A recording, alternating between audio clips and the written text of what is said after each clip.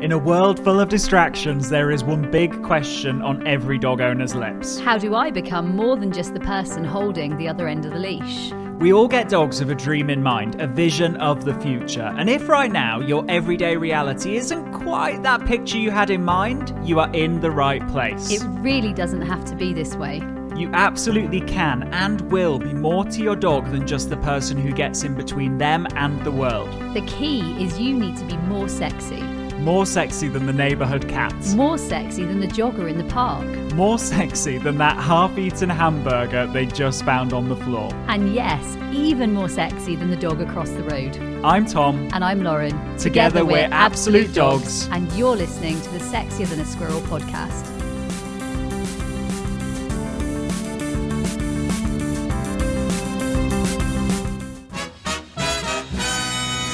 Hello and welcome to the Sexier Than a Squirrel podcast, the podcast that teaches you how to take that day-to-day firefighting, throw it out the window, and replace it with your dog-owning dream. Now, sometimes we aren't living our dog-owning dream. Actually, we're struggling with just walking our dog, and it can be painful. Time after time, we have email after email after email saying basically, help, I hate walking my dog. Walking my dog is painful. Walking my dog is stressful. Yeah. Walking my dog is not fun. Yeah, it's a military operation. It's just not fun. I want to avoid it. I'd rather give it to someone else, but actually I don't even feel safe letting someone else do it. Yeah. This is just not an enjoyable part of my day. It's certainly not setting up my morning routine in the right space. It's certainly not starting my day in the right space. Yeah. Actually, this does not serve me well. And probably even more painful, and we hear this a lot, is he behaves so much better for other people on walks. And then it's like, what? Oh my goodness, what am I doing wrong? Now, if we think about the walk as actually framing your day. So I go out for a walk every morning and I leave the house at about 5 to 6.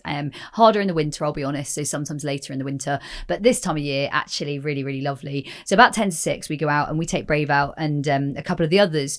And I really enjoy this part of my morning. However, I pick my battles. And this is an interesting one. And part of that is because I want to have a good morning start. Now, if you are not like Tom or I and you don't have a multi-dog household, you have one dog and you need to get them out in the morning, you can't even pick the battle there, right? Because you want to get them out. So we're here to tell you that we are working through today with you here on the Sexier Than a Squirrel podcast. We're working through top tips. Yes. Top tips of lead walking or leash walking. Yeah. And what I want to think about most of all is practical top tips, Tom, that we can mean that they're tangible for everyone, right? 100%. So first tip I'm going to kick off with is actually, before you even leave, you're thinking about leaving. You're heading towards that front door. Where is your dog's brain in that moment? It's like a pulse check, right? It's like a pulse check. Actually, where are we in this moment? I might have planned to go, I don't know, for me it's down to the bridle path or over to the beach or over to the moors. Actually, does my dog have a brain right now, or is their brain sort of connected? Is their brain in next week? Is it with me? Because actually, there's no point me getting all my gear and getting out there and actually realizing that my dog just isn't ready for this space today. Yeah, absolutely. And so what do you do in that moment that actually you're like, my dog's brain is in the park and I need it to be right here, and I know that I'm about to get pulled to the park because he's got to reunite himself with his brain? Well, actually what you're going to do is think about, well, what could I do in this moment where my dog is predicting going for a walk and actually I can get them to pull their brain back to the moment. So it might be, can your dog do a middle? So that game that we play where your dog comes around your leg and then stands square between your legs, ready to go, right? Can they do that? Actually, can we call them away from the door and maybe do a scatter feed in the living room? Yeah? Because some dogs are going to be like, no, I know what is happening. I'm at the door. And that is, if we think about it as like a temperature check, that walk is not going to go well. You are not going to get lovely loose leash walking because the brain is not in the skull. And it's important that you acknowledge this before you even get out the door. Okay, second tip, and I think this is a really, really important one. Have you got the right gear with you? Have you prepped your gear? Do you know what you need? So, for example, you might want some food rewards, you might want some toy rewards, you might want the right head collar, the right harness, the right lead. It doesn't really matter what you're using as long as it's trained safely and kindly and you are thinking that's appropriate for you and your dog. For me, that would be a harness, a double lead, and depending on the dog, I may consider a head collar, but most of all, I would always go double lead. Nifty at the moment, she's on a flat collar and a lead. I think she's really ready for me to try and decide what else I might use in management. But actually, I think it's important that you know your gear for the dog. Thinking about the horses, really, Tom, and if we were out riding, you would have the right sort of wear for your horse. You wouldn't put them in the wrong gear. And I think that's important. Nifty for me, a flat collar and a lead. And I personally like quite a long lead. And the reason I like a long lead is then I don't have to put it under tension. So I don't have to have a short lead that she's going to easily go into tension on. And am I prepared with those things? Am I ready with those things? Have I got them all in my toolkit? And am I thinking appropriately for this dog? Yeah, absolutely. Now, third tip is actually not to do with a walk, really. And that is, well, if you went into the garden with your dog right now and your dog was off lead, would they want to hang out with you in the garden? Would they want to stay close in the garden? If you put a lead on your dog in the garden, would they walk loose leash in the garden? Because the walk is going to be even more challenging. It's going to be even more distracting. There are going to be even more tempting smells and, potential friends or potential foes out there. And so actually, why don't we think about replacing the walks for, maybe just a few days if you've got the right games and strategies, and we'll talk about that in a second, and work on it in the garden and get these skills really cemented, because otherwise we can't be surprised when our walks are stressful when we leave that front door, if when we leave the back door to the garden, actually we're getting the same behaviour there. And I think it's really important to acknowledge this and then not rush for your walk, really. Actually, let's use this as information. And I can, some of you might be horrified, but Nifty, for example, she doesn't get typical walks. Like she doesn't get those because actually garden training might be more appropriate today or tomorrow or the next day. And so for me, it's about actually what do you want that experience to be, and let's actually see where we are on that almost temperature check. Absolutely. And some of you might be thinking, but my dog's young, they need to be socialized. I'm going to tell you a really extreme example that is going to drive this point home, and that is that actually what your dog needs is to understand that any event, anything novel, anything new in the environment is something to be cool about. And you can teach that in the garden. Yeah, you can teach that on little walks, but it doesn't mean going and greeting loads of dogs. And the example being Casino, she has, she's mingled with, obviously with my dogs. She's mingled with Lauren's dogs. She has been on some, structured walks where we've been working on proximity and she's games. She's been out to maybe the stables with you and just hung out and done some games in a new space. She's come to the supermarket with me and we've played some games in the car park, right? That sort of thing. Nothing more than that. She went to Crufts a few weeks ago, saw I have no idea how many dogs. She won the best in show. She did. Imagine. She saw I don't know how many people. She did a demo in a really busy environment, and she stayed in a hotel. Went in lifts, in elevators, in different sort of scenarios. And she had a bull mastiff charge at her through an elevator. That was like a crazy moment of the doors open just enough for the bull mastiff to fit their head through, but not the rest of the body. And we were both taken by surprise at that. And actually, she was absolutely impeccable in that environment.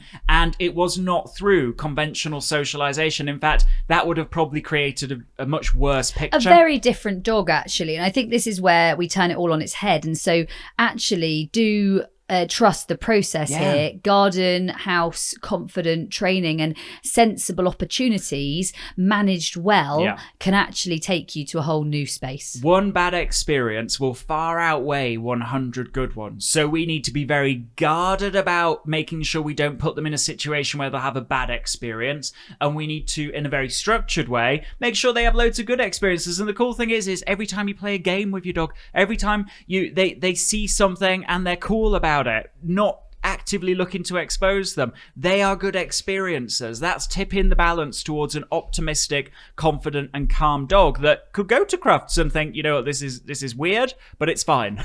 Now, next tip for you, and I think this is a real biggie, kind of decide what you want and what you're going to work with, because for me, I know when I want to go for a walk, and I want to go for a walk and I want to let them off on the moors, or I want to go strutting across the beach and I want to walk, versus I'm actually needing to work on my lead walking bank or leash walking bank, and I need to put some money in the account here. So Tokyo got really beautiful loose leash walking, got very, very nice manners, cool, calm, collected, nice, like chill dog. Like he's a good boy. Yeah. Actually, if I want to go out and I want to take him for a long walk, I don't really need to think about how the sort of plan too hard. The training's all kind of in the bank there, and we're in a good place. So if I want to go out for a good couple of hours and I want to hike and I don't really want to go into too much intense training, I can.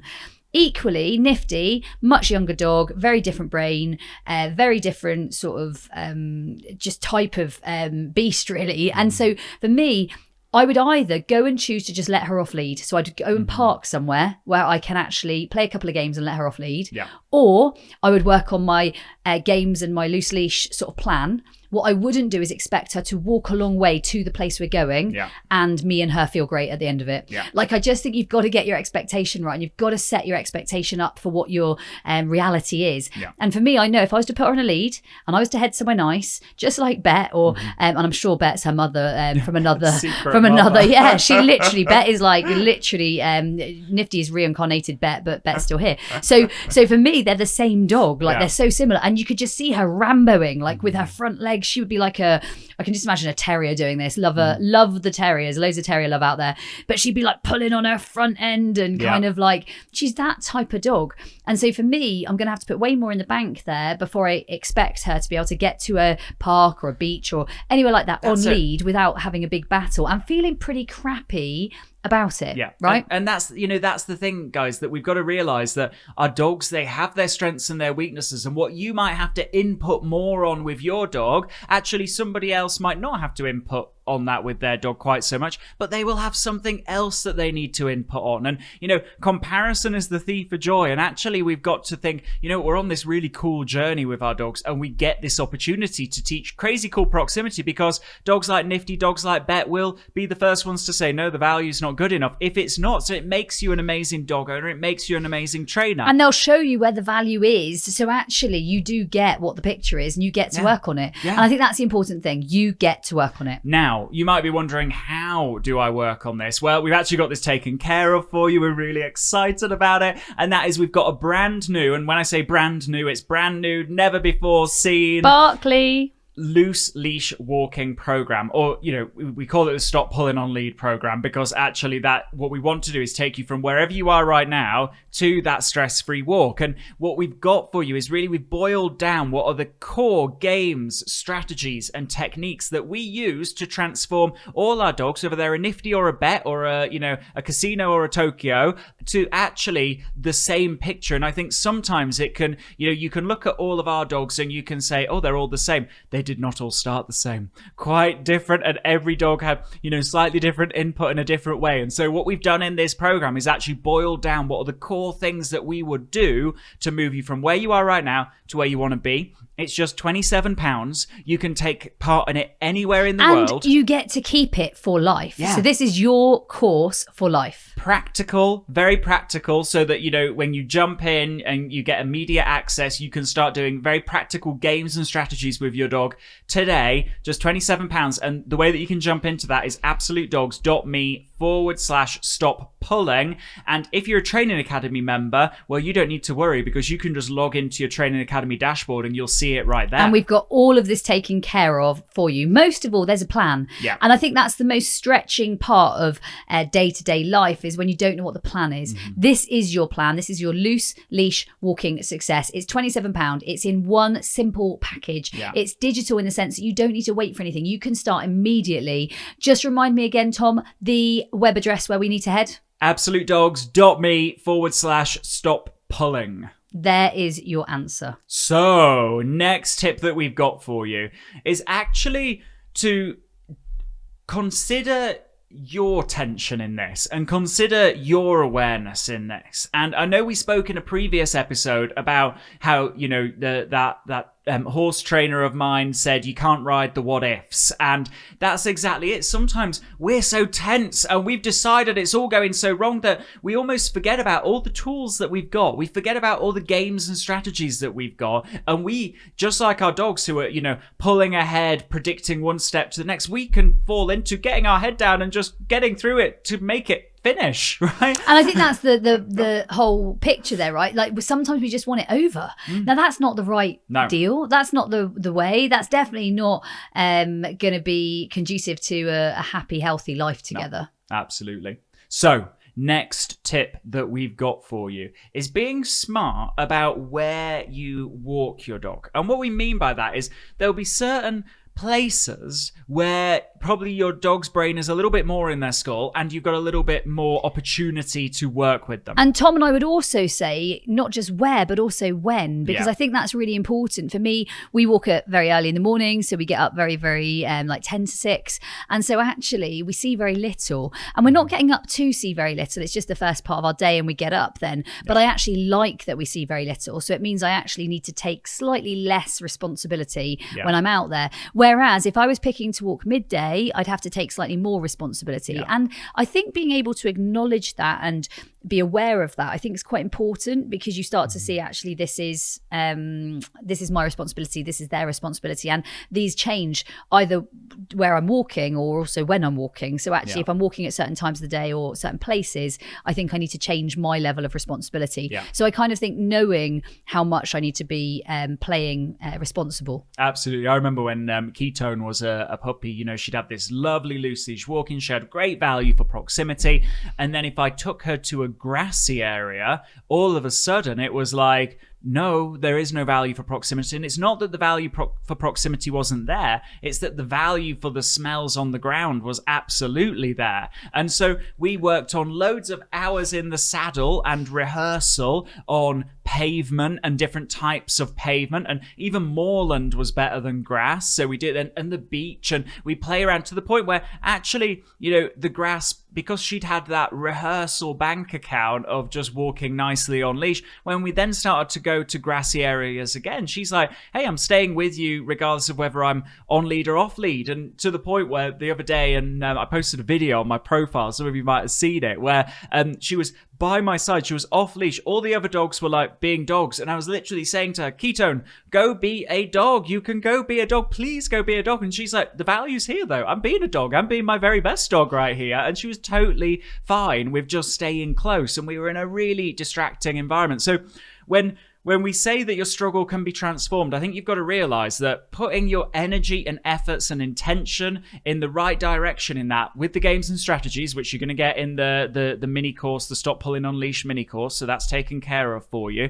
You've got to realize that actually you don't just stop the pulling, you move to a new place where actually you achieve a strength. So that struggle doesn't just get solved, that struggle becomes a big strength of yours, where dog owners are going to say, hey, how did you do that? How did you teach that? And they're not going to know where you came from. Like, just as with our dogs, you know, we try and document as much as we can, but sometimes you see the picture now and it's very different from where we started. These games work, they reshape the brain, and you absolutely can transform your struggles into strengths. So today, this is your opportunity. Today, if you are not yet part of the Training Academy, then you can jump in on our mini course, because it really is about today. It's starting as you mean to go on. It's starting right now. It's not putting off what's important to you. And this is important to you. And then if you are part of the Training Academy, you need to go and check it out. It's in there. It's in your mini badges, mini courses session. Or section. And so we want you to do that. We urge you to do that. We know how important this is. And most of all, we know that it moves the needle. Absolutely. So that was this episode of the podcast. Remember, in the meantime, stay sexy! Stop right there, game changer. We have something very exciting to tell you about if you struggle with stressful walks right now. So pulling your dog, yanking your arm out of its socket, just basically, it's painful, right? Now, it's a struggle that you want to transform. You want to go from pulling on lead like a train to loose leash walking prince or princess, and we've got a solution for you. It is just £27. It's a mini course that literally is going to be your zero to hero of loose leash walking. Day by day, we're going to be showing you the games and skills and strategies that you are going to need to implement to transform your dog's leash behaviour in the next 2 weeks. This is a complete package. You get to keep it for life. Yes, for life. And it's just £27 to you. Access it anywhere, keep it for life, no equipment required, and all you've got to do is go to absolutedogs.me/stop pulling. And yes, it is just £27, game changers.